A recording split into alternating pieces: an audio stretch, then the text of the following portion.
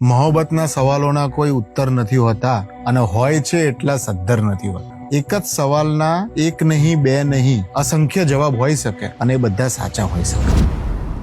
આપણે આ વાર્તા બધાએ સાંભળી છે કે એક રૂમમાં એક મોટો હાથી છે અને 4 જણા આંખે પાટા બાંધીને એ રૂમમાં એન્ટર થાય છે. એક જણ હાથીના પગને અડે છે અને કહે છે કે આ થાંભલો છે. એક જણ હાથીની પૂંછડીને અડે છે અને કહે છે કે આ દોરડી છે. એક જણ હાથીના કાનને અડે છે અને કહે છે કે આ સુપડા છે, આ પંખા છે. અને પછી ચોથા જણની આંખની પટ્ટી ખોલી નાખવામાં આવે છે અને દૂર જઈને આ જુએ છે અને કહે છે કે આ તો હાથી છે. જેને હાથી જોયો એ તો સાચો, પણ તમારા આંખે પટ્ટી હોય અને તમને ખાલી થાંભલો અડવા મળે તો એ સત્ય પણ સાચું. જેને પૂંછડીને સાપ સમજ્યો એ પણ સાચું, જેને કાનને સુપડા સમજ્યા કે પંખા સમજ્યા એ પણ સાચું. ચારે જણના પોતાના કન્ટેક્સમાં પોતાનું સત્ય સાચું છે. એક જૈનિઝમમાં કન્સેપ્ટ છે સ્યાદવાદ. સ્યાદવાદમાં એવું કહે છે કે એબ્સોલ્યુટ ટ્રુથ કરતા કદાચ એટલે કે એક કન્ટેક્સ્ટ વાળું અથવા એક પર્સપેક્ટિવ વાળું સત્ય એટલું જ સાચું અથવા વધારે સાચું હોઈ શકે. સ્યાદવાદમાં 7 અલગ અલગ કન્સેપ્ટ છે. હું તમને 3 શેર કરું. સ્યાદ અસ્તિ, સ્યાદ નસ્તિ, સ્યાદ અસ્તિ નસ્તિ.